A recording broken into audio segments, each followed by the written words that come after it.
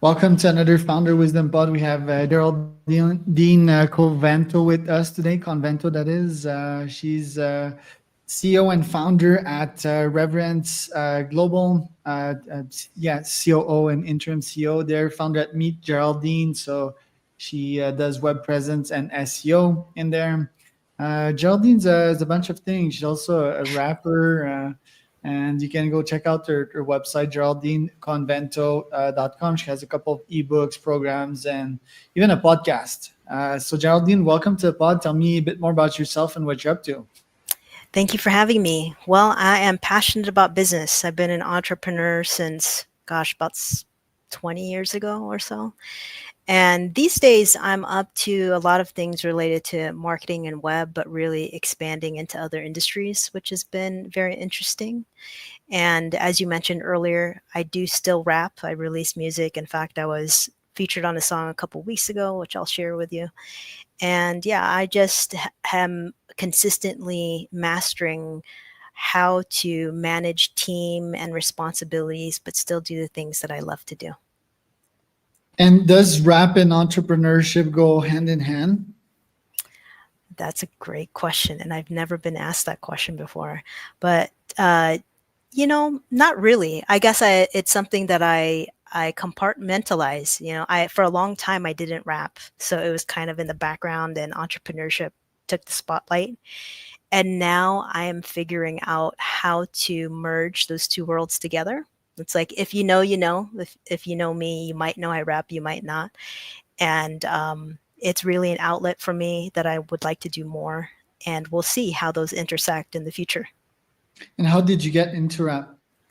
When I was 13, I heard a rap song by an Oakland rapper called Too Short, and the way he rapped was so simple. And I was from the San Francisco Bay Area as well, and I said, "Wow, if he could do that, I could do that too." So I started rapping on friends' voicemails, and it grew into recording music and performing and touring. It went places I never thought it would. Right. I know Too Short, like the Too Short, right? Like, yeah, it's a great rapper. Um, Did yeah? Is it like you said you compartmentalize it? I think yeah, rapping is sort of protected by yeah the AI revolution that's happening because I think it's so hard to make great raps and every day. For example, I'm studying Eminem and Slim Shady and his flow, and it's quite hard when you actually try it because I had my rapping side project as well. And yeah, the question that I was asking was to be a good rapper, you need to be good at improv, for example, especially if you do a rap battle. And yeah, Jay Z is sort of famous for mumble rapping. I think there's like a lot of parallels to be drawn with that to entrepreneurship, right? There's a lot of improv. In entrepreneurship too, there's a lot of hiccups, right, on stage or when you're recording, lots of creativity. Do you think that rap is protected by AI, or it's something also that can be replaced with apps nowadays like suno.com and so forth? Thank you for asking that. It's a really important question, and it's very popular right now, especially because one of the biggest producers, Timbaland, just signed an AI rapper. I think creativity is protected. And when I say that is that, yeah, because I use ChatGPT all the time, not for rapping, but every now and then if I need to expand upon an idea, I might ask it some questions, but it can't produce the cadence that a person can. And there's certain depth of emotion that it can't capture, but it's absolutely good for ideas. So I think if used or leveraged in the right way with your own creativity and collaboration, it could be really powerful. Will it replace rappers on stage and things like that? I don't think so. I mean, eventually I do see people as holograms performing. I've seen that before, but there's a specific feeling. I used to love going to concerts and seeing my favorite rappers perform, and there's a feeling that person to person interaction evokes. So that aspect of it, I really doubt it'll be a while before AI can reproduce that. Yeah, the personal storytelling, right, and the human connection, which is very unique to the rap culture. It's stories that you tell usually from a tough background, right? Like a Yeah. tough stories that you lived yourself. Do you think you can make a living fully off music or rap nowadays, or just like something that adds other skills to what you're actually doing, or slash a passion slash a hobby? I think it can be both, just like entrepreneurship. If you have the right strategy, if you have the right long-term vision and consistency, you can make it. And there are other ways to make it in music aside from recording music. You have to tour, you release merchandise for your fans. They say you build your first 1,000 fans and you can make a living. But there's also another route too, which is very important, which is television and film music sync. That's also an industry in itself and can be very lucrative for people who choose to pursue that as an artist. Right. And you're into so many things, right? Like Mhm. astrology and coaching, hypnotherapy, and all of these things. How do you manage all of that? Is it like one consistent flow for you? Is it like more structured or a type of day? Or is it like mostly you let chaos guide you through the day? I've gone through all of those different stages. The chaos was happened a lot in the very beginning of my career, where I try to just push through and not sleep and do all the things. I realized that wasn't very sustainable. So eventually I got to a place where I built a team and I started to take on business partners. And that really opened my eyes to how a business really works, especially when you're bootstrapping, and building. So what I did is I built that team structure, came up with process, figured out what everybody's weakness and strength was, so that way it would free a lot of my time and even my teammates. I mean, most of us don't work full time, and it's by design. I think the best creativity comes from when you're able to flow throughout your day, and that's how I live mine. Every day I'm scheduling time between meetings or between tasks, so that way I can free up my brain capacity. Right. And yeah, you've done the intros for Outcast and Black Eyed Peas and all these people. Are these people more structured or mostly chaotic? How would you explain that with their current level of success? I think, well, back in the day when I used to work in the music industry and I met a lot of musicians, I noticed that they were so passionate and so free flowing. They let their creativity take them to wherever unknown places, not even planned. So I mean, although I have seen a few artists in the past that were under stress, I felt like the majority of them were being themselves, which made them really, really successful at what they do and make a greater connection with the audience. Because I think that's initially what can propel them, is just like naturally getting into their obsessive self, that yeah, most of the time they're perfectionist and guided by energy, by sort of Yes. hype, but don't you agree that when it comes to scaling and to getting to the next level, it might be more problematic for them? We've seen that, I don't know, with Kanye, for example. It's kind of sort of gone insane. We've seen Mac Miller top out that way as well. Like it does, at some point, do they need to come from a mindset of like pure artist, pure executioner, to more Jay-Z business style, structural and systematic? I think that everybody has their own strengths, and what's really important is having the right team and the right support system behind you. I can't speak to what that looks like for Kanye or for Mac Miller or um, anyone else who had passed as a result of stress, but I think it's all about who's in your environment. And also, I don't think that people should pursue entrepreneurship if they don't have the right team or mindset for it. But perhaps they have other strengths. I mean, I think Kanye and himself, he's a genius, and I think I followed his Netflix trilogy of docu series, and it's amazing what he was able to produce. And regardless of the fact that there may have been occasions where he had mental breakdowns or had bad press, I think there is no denying the quality of what he's been able to produce, as well as his music itself. Right. I think the documentary is Rhonda. I wouldn't describe it as bad press. I think it's just a reflection of who he is and what he seeks, right? He tries to do a lot Yeah, of these PR stunts. I do agree that he's really talented. yeah, But yeah, we've seen a couple of individuals also get from what they're good at to the political scene, like Elon, right? And we know how that ended. It's just a different realm, and I do believe that social media marketing and all and media, it can drive you insane, Yeah, just like with this the pressure. sheer scale of things and the hate that you get. Like Elon, he's just built differently, right? Like the amount of challenge that this guy has faced, probably like a million x of what I face or you face. So it's just interesting. Don't you think that most of these geniuses are tortured genius, like because they have like so much pain in their words? That way, that also explains their success.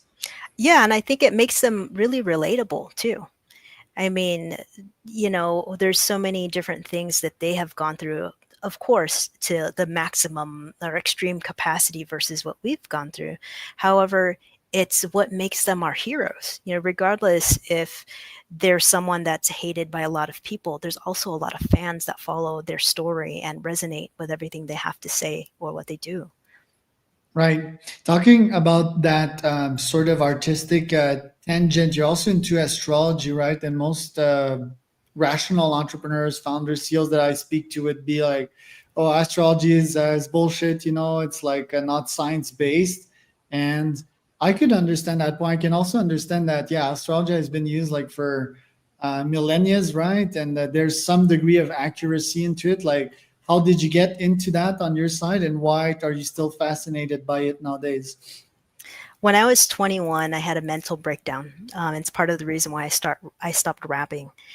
And so I was on meds because I was diagnosed bipolar. I was on meds for 2.5 years. And after that 2.5 years, I decided, I was like, that was just happenstance. I'm going to get off meds and rebuild my life. And that's what I've been doing ever since. And part of that was a self-discovery journey. So I did all the self-development courses. I looked at all the different modalities of healing and spirituality. And I came across astrologers, and one of them, I had asked them, I said, I am planning to move to Vegas. Is that a good place for me? Vegas, Yeah, of all places. I was in California at the time. Oh man.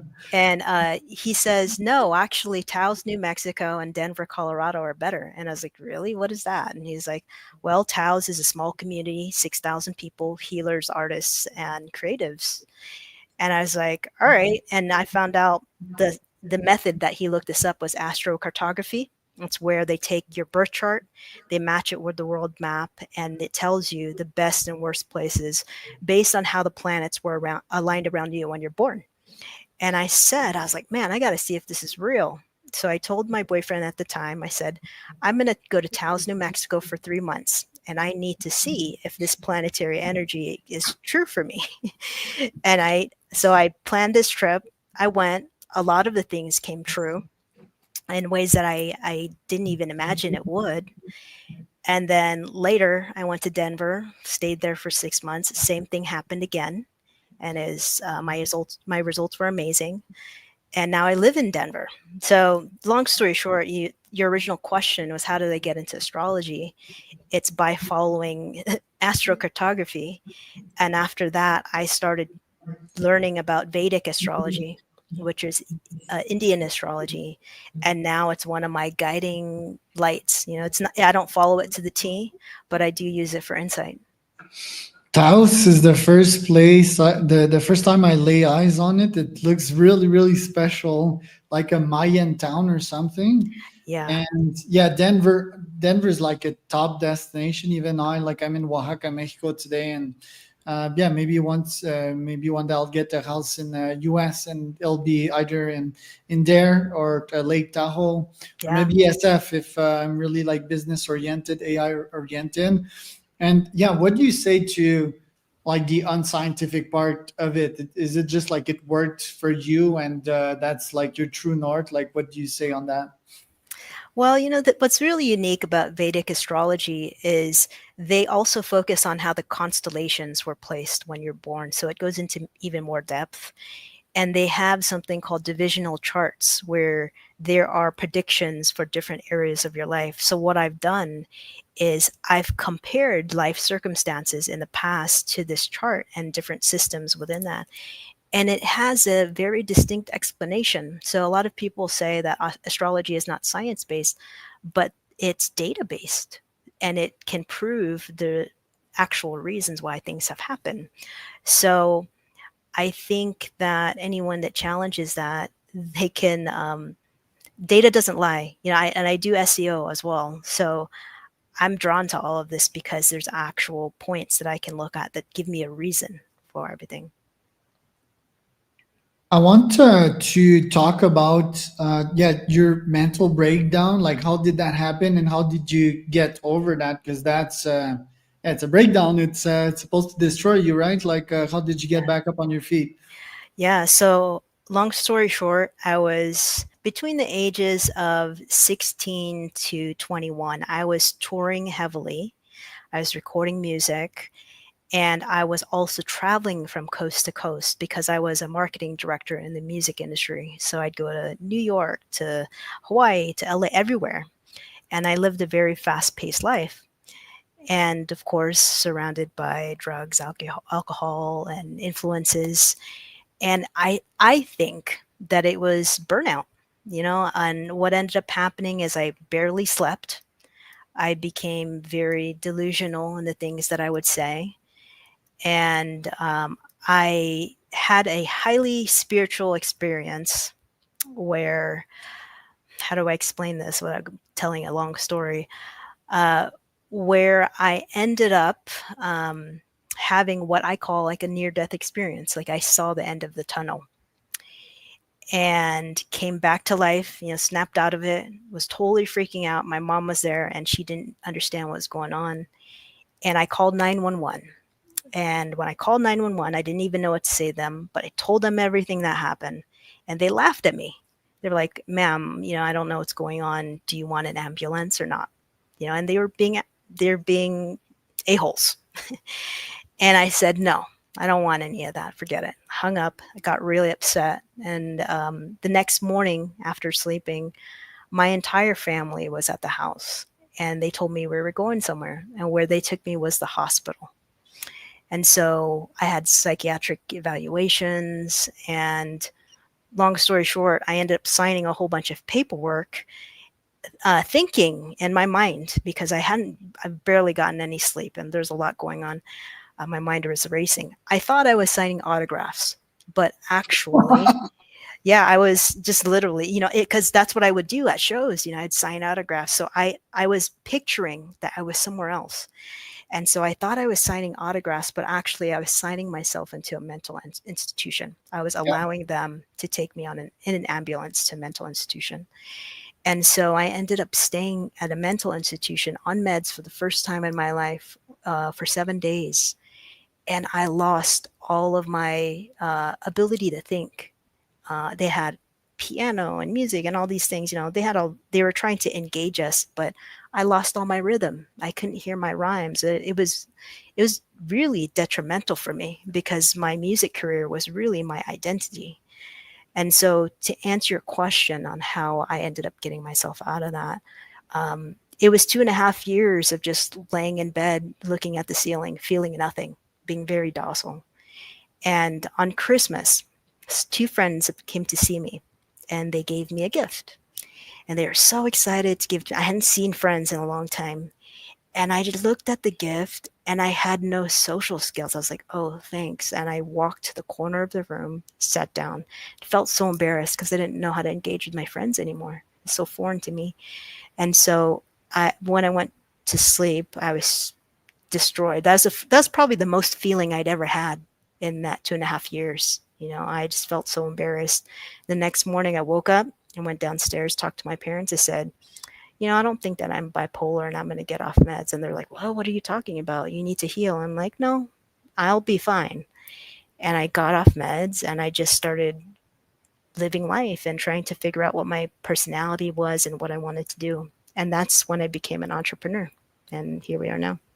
Yeah, I definitely found my personality as well in being a founder, even up to this day. Like, if you pull that rug out of me, I'll probably, yeah, be destroyed, and like trying to search another identity. Maybe athlete would be the second one. Yeah. Um, yeah, these meds, they tend to destroy your creativity, don't they? They just like lobotomize your frontal lobe, and you're just left like sort of confused and Yeah. like feeling like something is wrong, but you're sort of high at the same time. Yeah, and not to mention the tremendous weight gain, because they're trying different meds on. It's like trial and error, It's just like I'm like, okay, this isn't working, so they try something else, and the way that it messes with your body chemistry and hormones really impacts your weight, and it affected my self-esteem as well. Yeah, it's terrible. Even up to this day, do you still live with that moment in your mind, or do you feel it's fully healed? I feel like at this point it's fully healed, and it has been for a few years, but it's taken so long. I didn't talk about it for a long time. I didn't even tell anyone that didn't know that I rapped. It was so buried. I didn't want anybody to know. But eventually it just came to a place where it felt safer for me to say something, and I actually did talk with my mom about that situation. She didn't remember that happened. So I don't know if it happened in my mind and like I blanked out or what, or if she forgot. But yeah, I have healed from that. And I feel like that's really what helped me to open the door into doing music again. Interesting. And tell me about your podcast. Like, who do you get on? What types of conversations you have? And yeah, how do you prepare for it? Yeah, so it's called the Three Pillars of Success podcast. I believe that you can reach success at any time of your life, and it's defined by you. So the three pillars of success goes by the premise that as long as you define what your three pillars are at any given moment, you can find little or big successes. And so I interview people of all walks of life, and I ask them, "What are your three pillars and why?"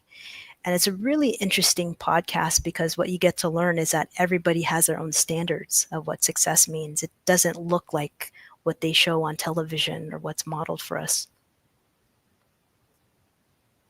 Having a look at the podcast here. Mhm. Yeah, do you have yeah, some religious aspect, or I would say the spiritual aspect to it. There's a lot of self help, relationship stuff. So, like you said, you talk to people of all walks of life. But how do you actually select these people? How do you actually outreach to them, or decide that this week we're talking about X and the other one is talking about Yeah. Y?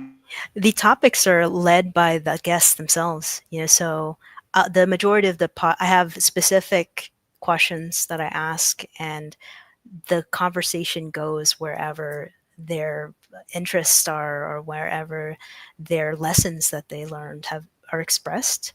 So, but in terms of how I choose, it's really natural. It's people I come across. It's people that I'm huge fans of, such as Vern Harnish, the author who wrote the book Scaling Up. Um, it's really come together organically. Tell me about your objective this year. What do you want to accomplish? This year, wow. I have a few music singles that have been recorded for a while that I would like to release. They're a bit different than what I've done in the past. I'm also stepping into becoming a author. I have a book that's coming out on July 1st on Amazon with a co-author, and it's called Start with Keywords. It's about our method of how to produce a strong keyword strategy, but it's not meant for marketers. It's meant for business owners or people who know the context of their business best, and that way. So if they hire a SEO company or they want to do the work themselves, they understand how to really make an impact. So being an author and also focusing more on music are the two areas that I'm really focusing on right now. Nice. And where can people find out more about you online, Geraldine?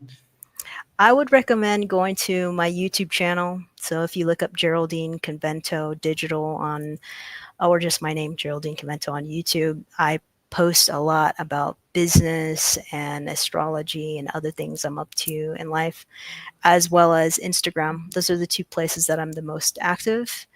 And if you search my name, other things will come up too on Google. So that was Geraldine and Charles.